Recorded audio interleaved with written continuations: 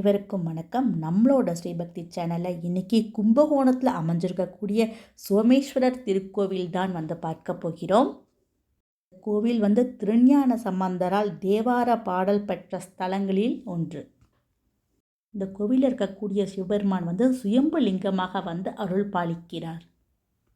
இந்த கோவிலுடைய ஸ்தல வரலாறு என்ன அப்படின்னா, முன்பொரு காலத்தில் பிரளயம் ஏற்பட்ட போது பிரளயத்திற்கு பின்பு படைப்பு தொழிலை எப்படி தொடங்குவது அப்படின்னு சொல்லி பிரம்மதேவன் சிவபெருமானிடம் கேட்டார்.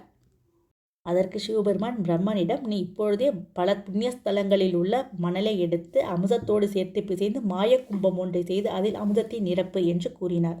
அனைத்து ஜீவராசிகளுக்கும் விதையாக விளங்கும் சிருஷ்டி பீஜத்தையும் அந்த கும்பத்தில் வைத்து தேங்காயை அதன் மேல் வைத்து மாவிளையால் அலங்கரித்து கும்பத்தில் நூல் சுற்று என்றும் கூறினார். கோவிலுடைய பிரம்மாண்டமான 5 நிலை ராஜகோபுரத்தை தாண்டி கோயிலுக்குள்ளே போகிறோம். கும்பத்தை பிரளய வெள்ளத்தில் வைத்து சாய்ந்து விடாத வகையில் ஒரு உரியில் வை.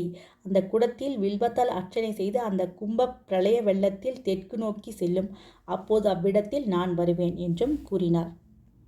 அந்த கும்பம் பிரளய காலத்தில் தெற்கு நோக்கி சிதறி விழுந்தது. அவ்விடத்தில் ஒரு லிங்கம் தோன்றியது. இந்த லிங்கத்தை சந்திரன் வழிபட்டதால் இந்த இறைவனுக்கு சோமேஸ்வரர் என்ற திருப்பெயரும் ஏற்பட்டது. அமுத கும்பம் உடைந்த போது சிதறிய தீர்த்தம் இத்தலத்தின் முன்பு குளம் போல் பெருகியது. அக்குளத்திற்கு சந்திர புஷ்கர்ணி என்ற பெயர். காலப்போக்கில் அந்த குளம் மறைந்து விட்டது. கோயில் முன்பு இருக்கக்கூடிய பிரம்மாண்டமான கொடிமரம் நந்தி எல்லாத்தையும் கடந்து நம்ம கோயிலுக்குள்ளே போகிறோம்.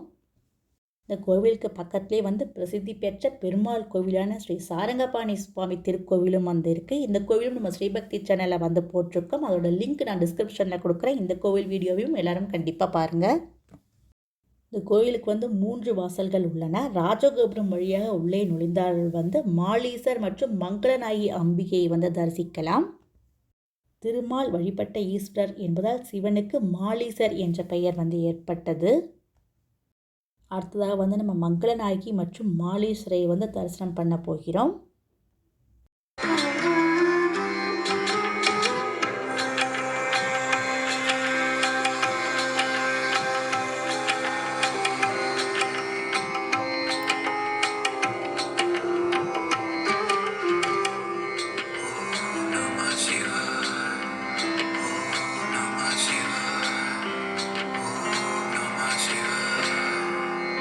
கட்டை கோபுரத்தை கடந்து வந்தால் சோமநாதர் மற்றும் தேனார் மொழி அம்பிகையை தரிசனம் செய்யலாம். வடக்கு வாசல் வழியாக வந்தால் சோமேஸ்வரரையும் சோமசுந்தரியையும் தரிசிக்கலாம். ஆக எந்த திசையில் இந்த கோயிலுக்கு வந்தாலும் இறைவனை நம்ம தரிசிக்கலாம்.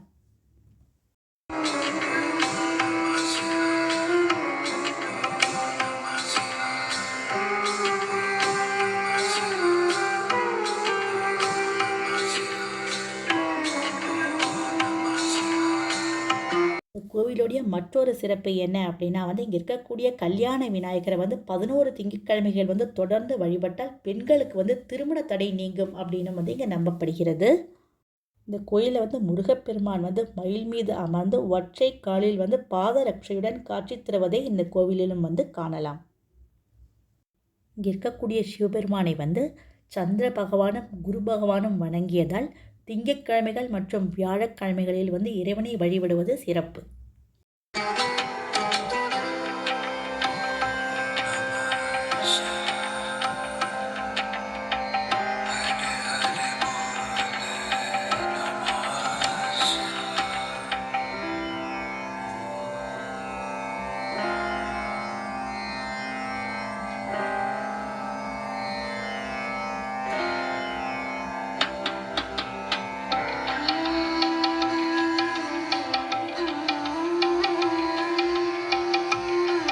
மிகவும் பிரசித்தி பெற்ற கும்பகோணத்தில் அமைஞ்சிருக்கக்கூடிய சோமேஸ்வரர் கோவில் தான் இன்றைக்கி பார்த்தோம். நம்ம ஸ்ரீபக்தி சேனலை கண்டிப்பாக லைக் பண்ணி சப்ஸ்கிரைப் பண்ணுங்கள்.